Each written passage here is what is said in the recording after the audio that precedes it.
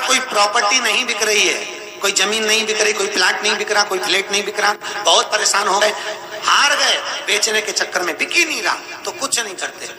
आज भी नियम है, कोई सा भी शुक्रवार पड़े और शुक्रवार के दिन पान के पत्ते पर मक्खन रखकर लक्ष्मी जी का नाम लेकर भोग लगाकर उस पान के पत्ते का मक्खन अगर बड़ के पेड़ के नीचे रख दिया जाए और जो प्लाट बेचना है, जो जमीन बेचना है, उसका नाम और पता बता दिया जाए तो वो जमीन और प्लाट मात्र 3 महीने के अंदर भी जाता है। आज भी प्रमाण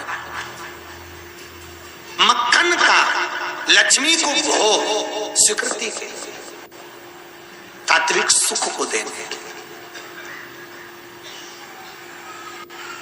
मक्खन कितना सुंदर कहा।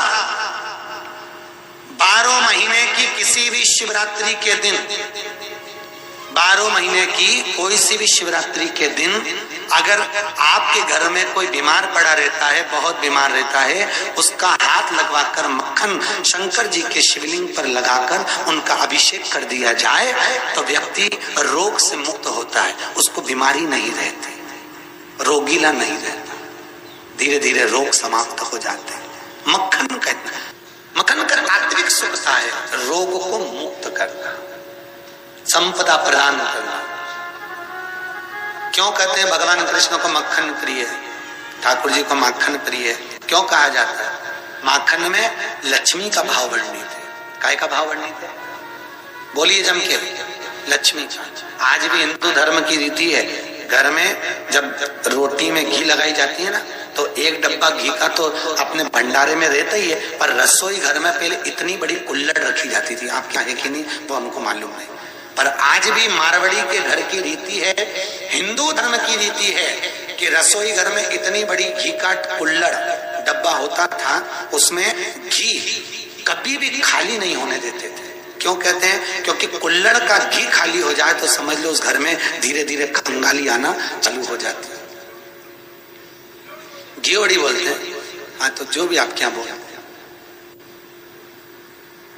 आज भी नियम है रसोई घर के अंदर वो डब्बी खाली नहीं होना चाहिए, वो गियोड़ी खाली नहीं होना चाहिए, वो कुल्हड़ खाली नहीं होना चाहिए। जैसे अगर वो कुल्हड़ खाली होती चली जाती है, उस घर की संपदा मिटने में देरी नहीं लगती। उसमें डब्बी में घी होना चाहिए, भले 2 चम्मच पड़ा रहे पर पड़ा रहे, हला पूरी साफ। और उसको तो लोग महीने महीने धोते भी नहीं थे। हमारे यहाँ शास्त्र कहते हैं एक पांव की बिछुड़ी, हाथ का चूड़ा और एक रसोई घर की कुल्हड़। वही अब जो बोल लो गिलोड़ी, क्या क्या 3 चीजें, हाथ की चूड़ी, पांव की जम के बोलो बिछुड़ी और तीसरे नंबर पर वो गिलोड़ी। ये 3 चीजों को बदला नहीं जाता। क्यों? कहते हैं जितनी पांव की बिछुड़ी पुरानी होती है उतना सौभाग्य अमर होता है, जितनी हाथ की चूड़ी पुरानी होती है उतना सौभाग्य अमर होता है, और जितनी वो घी की कुल्हड़ गिलोड़ी घर में जितनी पुरानी होती है उतना अन्नपूर्णा का निवास बढ़ते चला जाता है। इसलिए इन 3 को बदला नहीं, इन 3 को बदलते नहीं, बदलना। हम तो कहते कभी कभी प्रयास करा करो कि अगर दुकान नहीं चल रही है, आप प्रैक्टिकल करके देखना कि विष्णु पुराण का ये प्रैक्टिकल गलत तो नहीं है, प्रैक्टिकल करिए। अगर आपकी दुकान नहीं चल रही है, बहुत धीरे धीरे चल रही दुकान नहीं चल रही, तो जिस दिन तुम्हारी दुकान ना चले एक पान के पत्ते पर मक्खन दो और मक्खन को दुकान में रख दो, और मक्खन को दुकान में रखकर लक्ष्मी जी का अष्ट लक्ष्मियों का नाम ले लो और लेकर उस मक्खन को वहीं दुकान में रखने के बाद दूसरे दिन उस मक्खन को उठाकर कहीं पानी में विसर्जन कर दो, दुकान धड़ाके से चलना चालू हो जाए। प्रैक्टिकल करने में क्या जाता है? और हम तो कहते प्रैक्टिकल करते रहना चाहिए।